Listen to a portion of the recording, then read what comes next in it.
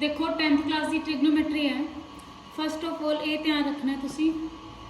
देखो ट्रिग्नोमैट्री अपने को 60 रेशो होंगी है। Sine theta, cos theta, tangent theta, cosec theta, sec theta, cotangent यानी कि cot theta. Sine theta, cos theta, tan theta, cosec, sec ते कोट। टेंजेंट भी बोल देंगे तो कोटेंजेंट भी बोल देंगे तो सीकेंट भी बोल देंगे। देखो इहदे लिए ना याद रख लियो, पंडित बद्री प्रसाद हर हर बोले। पंडित बद्री प्रसाद हर हर बोले। देखो sine theta, cos theta, tangent theta, cosec, secant, cot. देखो साइन के अपोजिट की जा रहा है, सीकेंट जा कोसेक जा रहा है ना, तो साइन थीटा कि देखो हो जाएगा 1/, कोसेक। कोसेक के अपोजिट की जा रहा है साइन, तो कोसेक की लिख सकते हैं 1/, साइन थीटा। कोस के नीचे की जा रहा है सीकेंट, तो कोस थीटा की लिख सकते हो 1/, सीकेंट थीटा। सीकेंट के नीचे की जा रहा है कोस, तो सीकेंट थीटा की लिख सकते हो 1/, कोस थीटा। देखो tan theta 1/, cot. Cot theta 1/10। देखो ये तो 6 अपने को फॉर्मूलेज है, sine, cos, cosecant, secant, tan, cot. तुसी टैन थीटा नू साइन बाय कोस भी लिख सकते हो, साइन बाय कोस टैन। तो तुहानू ये पता है कि कोट, देखो टैन नू आपां की लिख सकते हैं साइन बाय कोस। कोट की हुंदा है 1/10, तो की बन जाऊगा cos by sine. Cot theta किंदे इक्वल हो जाऊगा कोस बाय साइन। क्लियर। देखो A B C right angle triangle है, बी राइट एंगल किंदे ते बी बी। देखो एंगल सी यूज कर रहे हो। अगर तुहानू मैं एंगल सी नू कहता कि थीटा ज्यूम करो, तो थीटा के सामने वाला की बन जाऊगा अपना परपेंडिकुलर, 90 के सामने वाला हाइपोटेनियस, थर्ड अपनी साइड की बन जाऊगी बेस। देखो 90 के अपोजिट जी साइड होगी वो होंगे हाइपोटेनियस। जेड़ा एंगल तुसी यूज कर रहे हो, ठीक है, थीटा, उनके सामने वाला की अज्यूम कर लोगे परपेंडिकुलर, थर्ड साइड की बन जाएगी बेस। देखो अपने पता है राइट एंगल ट्रायंगल से पाइथागोरस थ्योरम लग गया। पाइथागोरस थ्योरम क्या होता है, AC स्क्वायर किंदे इक्वल होगा AB square plus BC square. ठीक है, यानी कि अगर तुम थीटा एंगल यूज कर रहे हो तो सामने वाला परपेंडिकुलर, 90 के सामने वाला हाइपोटेनियस, थर्ड साइड अपनी की बन जाएगी बेस। देखो सपोज करो मैं तुम्हें देता sine theta equal to 3/5, sine theta equal to 3/5। देखो मैं उन्हें तुम्हें दसिया पंडित बद्री प्रसाद हर हर बोले।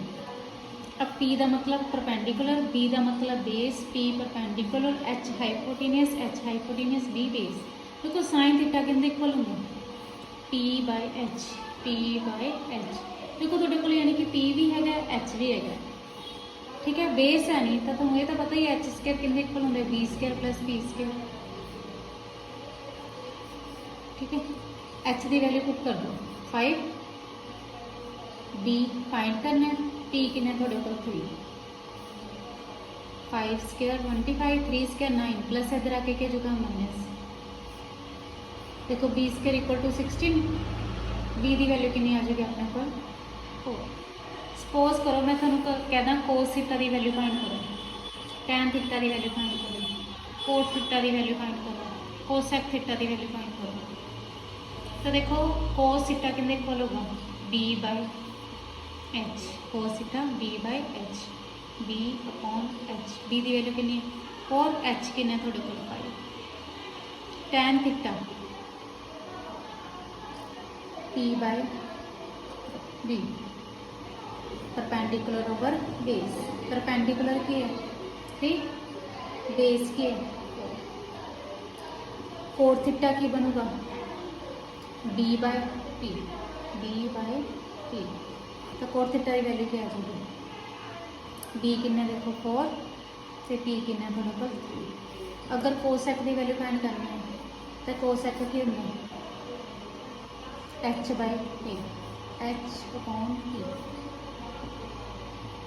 H के थोड़े को 5 तो P के थोड़े को।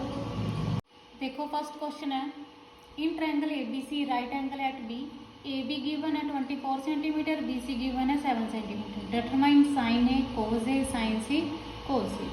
देखो right angle triangle, right angle किंदे ते B ते देखो 90 ਦੇ opposite ਜਿਹੜੀ ਸਾਈਡ ਹੁੰਦੀ ਉਹ ਆਪਣਾ ਕੀ ਹੋ ਜਾਂਦਾ ਹਾਈਪੋਟੇਨਸ AC। देखो ਆਪਾਂ sin A ਤੇ cos A फाइंड करना। मैं ਤੁਹਾਨੂੰ ਕੀ ਕਿਹਾ ਸੀ, ਅਗਰ ਤੁਸੀਂ A एंगल यूज़ करते हो तो उनके सामने वाली साइड की बन जूगी परपेंडिकुलर, थर्ड साइड की रह जूगी बेस। अगर तुसी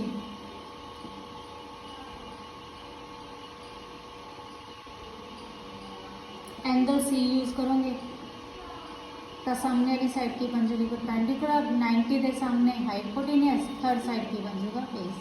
कहने का मीनिंग ये है, अगर तुसी एक्यूट एंगल इंटरचेंज करते हैं तो साइड भी इंटरचेंज हो जाएगी, ठीक है। अगर एंगल A यूज़ किया तो परपेंडिकुलर BC बन गया, अगर एंगल C यूज़ किया तो परपेंडिकुलर A भी बन गया, यानी कि जो बेस सी वो परपेंडिकुलर बन जाएगा, जो परपेंडिकुलर है वो बेस बन जाएगा, हाइपोटेनस फिक्स ही होगा, ठीक है। देखो AC स्क्वायर किंदे इक्वल होगा, AC स्क्वायर, AC अपना हाइपोटेनस है, AC स्क्वायर किंदे इक्वल होगा AB square plus BC square. Pythagoras theorem use करेंगे, AC square equal to 24 square plus 7 square. Given है ना AB 24, BC 7, 24 दी स्क्वायर 576, 7 दी square 49। AC square equal to 625, AC किंदे इक्वल आ जाओ 25। देखो हुण आपां साइन ए फाइंड करना है। साइन किंदे इक्वल होंदा है P/H।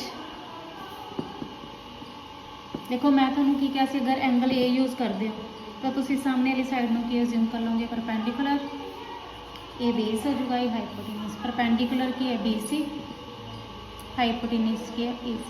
देखो BC कितना 7, AC कितना 25। फिर तुसी फाइंड करना cos A। cos की होंदा cos थीटा B/H। B की है base AB, hypotenuse AC, BC sorry AB 24, AC 25। देखो इस तरह बन जाएगी ट्रायंगल, परपेंडिकुलर, बेस से हाइपोटेनियस। हुण आपां फाइंड करना है साइन C cos C। देखो जो तुसीं C एंगल यूज़ करोगे तो की बना लोगे परपेंडिकुलर, बेस, हाइपोटेनियस। ये दोनों एंगल साइड्स की करते हैं interchange, perpendicular base, base perpendicular.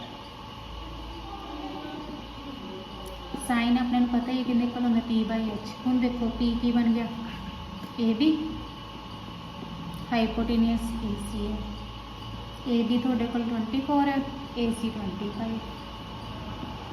cos C B/H, B थोड़े को की है BC, H की है BC 7/25। In given figure find tan P and cot R।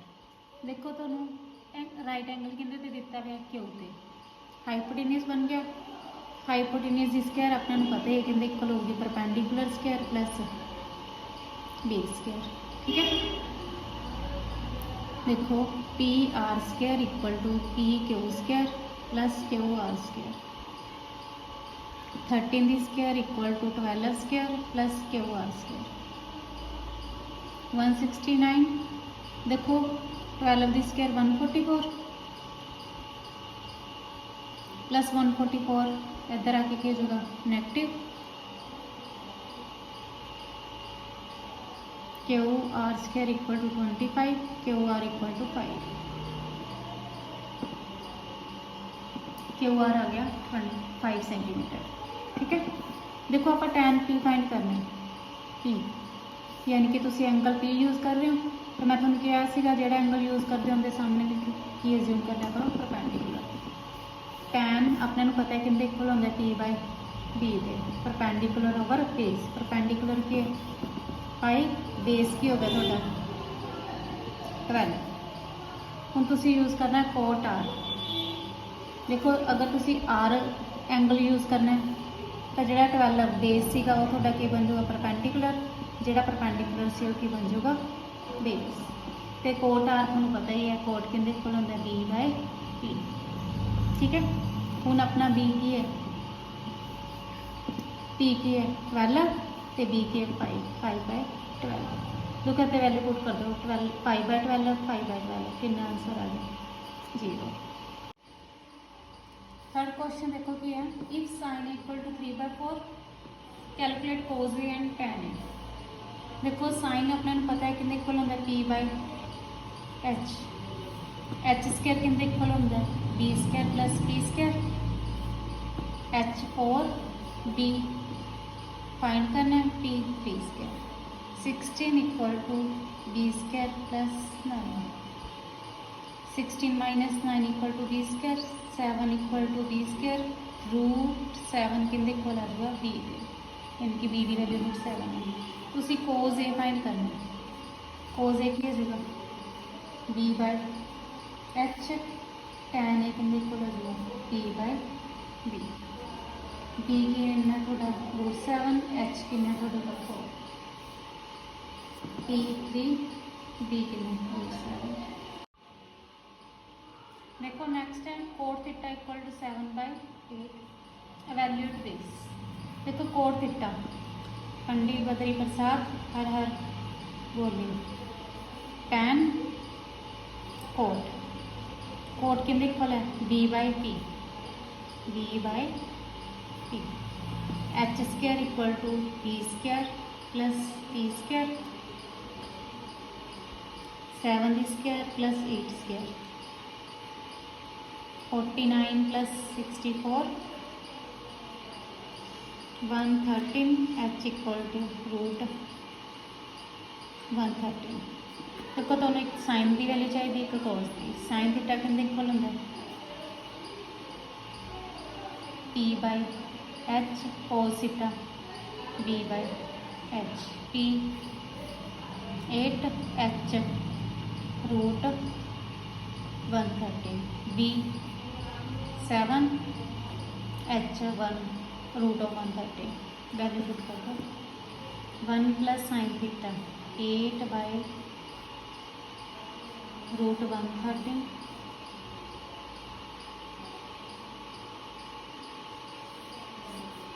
Cos theta की वैल्यू पुट कर दो 7 by root 13 113।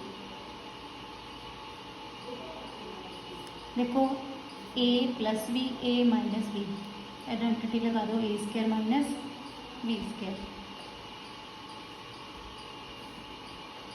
A square minus B square.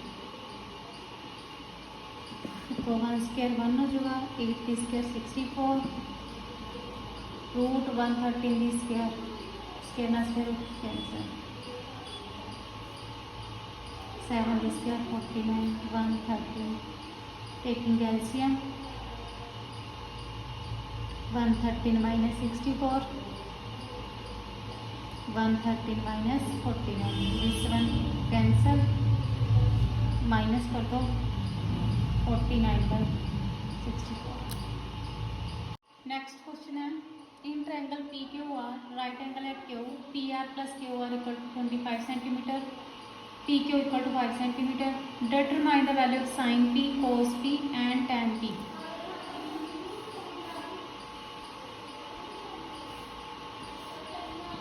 Right angle 90 थे, 90 के अपोजिट जी साइड होगी वो बन जूगी हाइपोटेन्यूस। एंगल पी फाइंड करना है, पी फाइंड करना ना, देखो sine P cos P tan P, मैं कहूँ कि लेट करना होगा परपेंडिकुलर, थर्ड साइड की रहेगी बेस। देखो तुम गिवन किया है कि P R plus Q R equal to 25 centimetre है, पी क्यू कितना गिवन है 5 सेंटीमीटर। देखो पी क्यू 5 सेंटीमीटर हो गया, P R plus Q are 25 है, अज्यूम कर लो क्यू आर एक्स, ठीक है, P R plus Q R equal to 25 है, पी आर की वैल्यू फाइंड कर लो, क्यू आर एक्स अज्यूम कितना, पी आर कितने इक्वल हो जाएगा 25 minus x.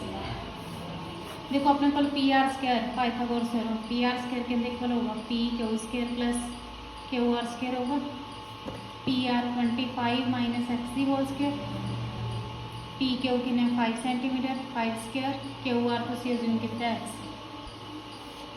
A minus B दी होल स्केयर की आइडेंटिटी लगा दो A square plus B square minus 2ab, 5b square 25 X square. देखो प्लस एक्स स्केयर इधर आके क्या होगा माइनस, प्लस माइनस क्या होगा cancel, 25b square 625 minus 50x equal to 25। देखो प्लस का 625 इधर आके क्या होगा negative, minus 50x equal to minus 600, cancel out कर दो, एक्स की वैल्यू कितनी आ जाएगी 12। देखो ये 12 आ गया तो ये कितनी रह जाएगी अपने पर 25 माइनस 12,